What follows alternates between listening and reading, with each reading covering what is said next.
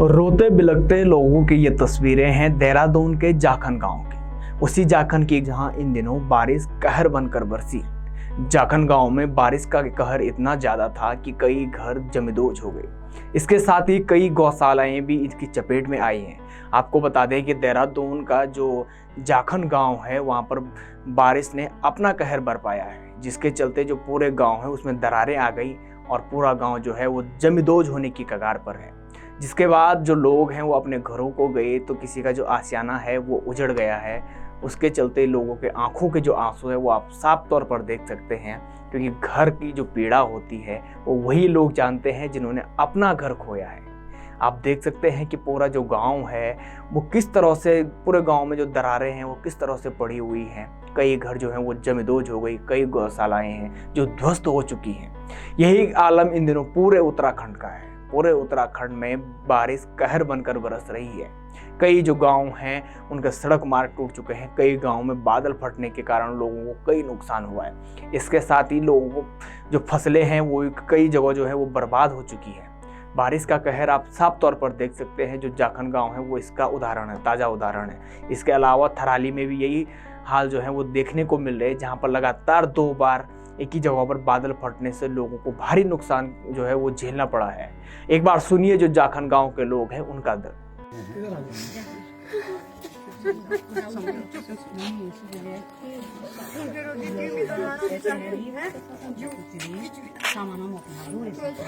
मेरे बहन को कितना सामान बना गाड़ी में पता ही नहीं। आपको सामान दो के भी थक गए। कोई बात नहीं, हिम्मत रहे।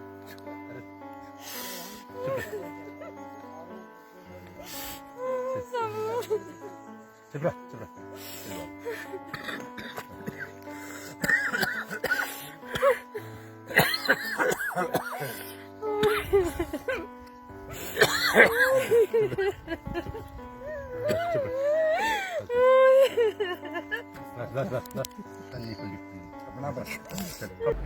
हाँ, ये बहुत बड़ी आपदा है और ये बात संतोष की जरूर है कि कोई मानव जीवन की क्षति नहीं हुई, लेकिन जो मैग्नीट्यूड है इसका डिजास्टर का, जो लैंडस्लाइड है वो 20 वर्षों में 25 वर्षों में मैंने इस तरीके का लैंडस्लाइड नहीं देखा। एक बहुत बड़ी कभी मालपा की घटना हुई थी, उसमें भी लैंडस्लाइड इस मैग्नीट्यूड का नहीं था, लेकिन चूंकि दिन की घटना थी, उजाले में हुई, 1:30, 2, 2:30 बजे की बात थी, तो थोड़ा सा आभास होते ही लोग जो इधर उधर गौशालाओं से पशु तक खोल दिए, तो मानव जीवन की क्षति बची। लेकिन दूर दूर तक, यहां तक कि कृषि के भूमि का भी नामो निशान नहीं रह गया, बगीचे, किसी कृषि भूमि का। और कल तो तत्काल जो ऐसी सिचुएशन में होता है, सबसे पहले तो इवैक्यूएशन है सुरक्षित तरीके से। पहले सब लोगों को सुरक्षित जगह पहुंचाया गया। स्थानीय अड़ोस पड़ोस के गांव का बहुत भारी सहयोग है। महिलाओं को पस्टा गांव के लोगों ने बहुत मानवीय और उदारता के साथ सबने अब अपने घरों में उनका ठहरने, बैठने, भोजन वगैरह का इंतजाम किया। उन्होंने हमसे भी कहा नहीं, हम करेंगे इसको। और बाकायदा वहां के जूनियर हाई स्कूल में एक रिलीफ कैंप तत्काल स्थापित किया गया। एक कम्युनिटी किचन प्रारंभ की गई और आज स्थानीय लोगों के साथ मिलकर के हमारा स्थानीय पुलिस, SDRF, हमारे तहसील का एडमिनिस्ट्रेशन, SDM के अगुवाई में वहां तैनात था, पुलिस का पूरा प्रशासन CO की अगुवाई में वहां तैनात था। और जिलाधिकारी ने भी आज एक एक घर जा करके उसका मुआयना किया। बल्कि जिलाधिकारी का थोड़ा सा अचानक स्वास्थ्य भी बिगड़ गया था, तो उनको फिर जल्दी जाने के लिए कहना पड़ा। और कल रात को भी मैं मौजूद था। डीआईजी भी मेरे साथ थे, एडीएम भी मेरे साथ थे, एसपी सिटी भी साथ थे, एमडी पिटकुल भी साथ थे। सभी पावर कॉरपोरेशन के और पिटकुल के और सभी जितने भी पीडब्ल्यूडी के अधीक्षण अभियंता वगैरह सब थे। तो वो 2-3 तरह की स्ट्रेटेजी पे उस पर काम कर रहे हैं। एक तो रोड कम्युनिकेशन उसको खोलना है, 2 तरह से वो बंद हो गई।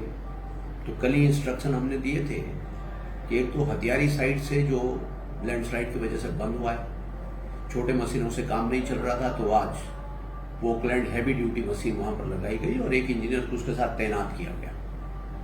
तो आज छोटे गाड़ियों के लिए एक तरफ को हथियारी साइड को रोड खोली गई।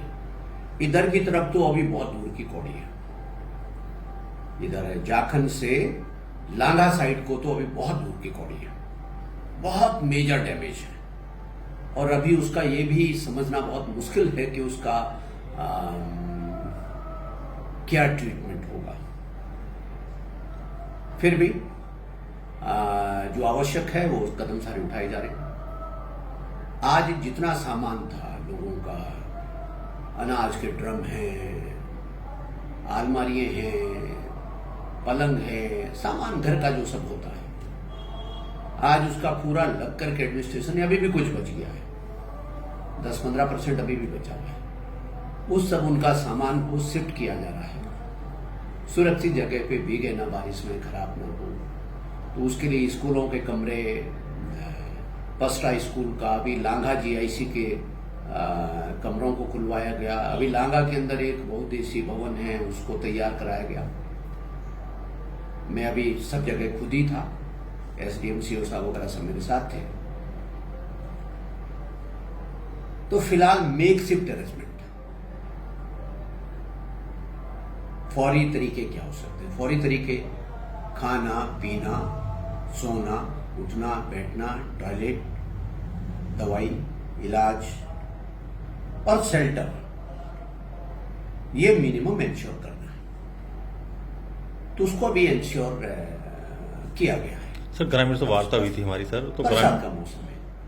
अब बाकी होता है जो पुनर्वास तो बहुत बड़ा इशू होता है। पुनर्वास में तो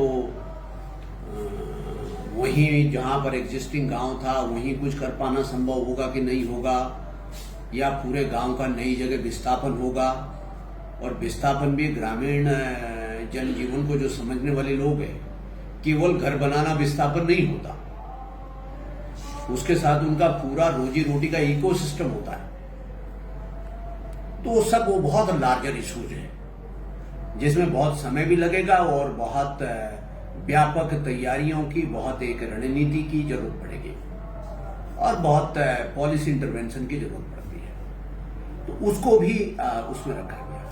एक बड़ा इशू उस आपदा प्रभावित क्षेत्र में एक और आया है, जो शायद देखने में नहीं लग रहा होगा। उस क्षेत्र से जो 82 हाइड्रो पावर प्रोजेक्ट है, जो जहां पे 120 मेगावाट पावर जनरेट होती है हाइड्रो पावर, वहां से 2 इवैक्यूएशन लाइन है, जिससे हम एक्सपोर्ट करते हैं, वहां से पावर इवैक्यूएट करते हैं। एक जाजरा के नाम पर है, एक शेरपुर के नाम पर है, जो बड़े टावर गुजरते हैं। तो एक जो जाजरा वाला इवैक्यूएशन लाइन थी, उसका एक टावर कल खिसक गया, झुक गया।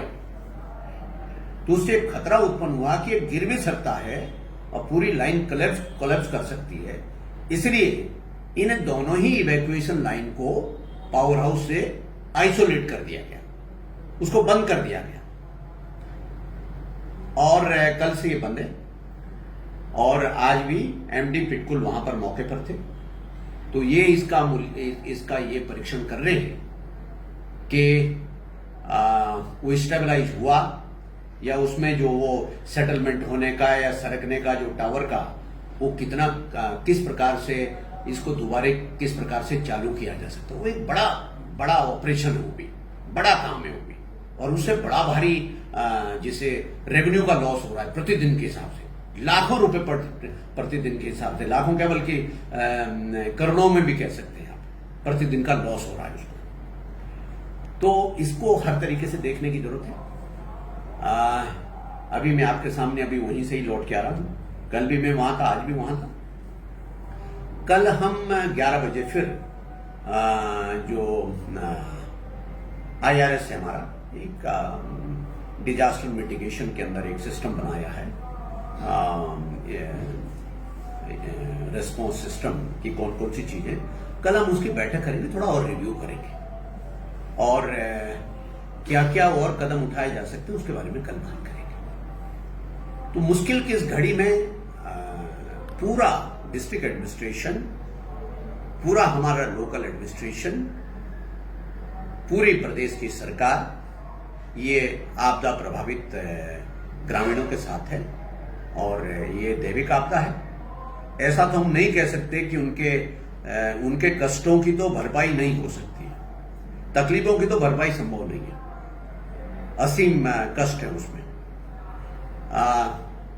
लेकिन फिर भी सरकार के स्तर पर, एडमिनिस्ट्रेशन के स्तर पर एक उन कष्ट में जो जनता है उनका एक निर्वाचित सेवक करने के नाते जो कुछ भी हमारे पहुंच में होगा वो कोई कसर नहीं छोड़ी जाएगी।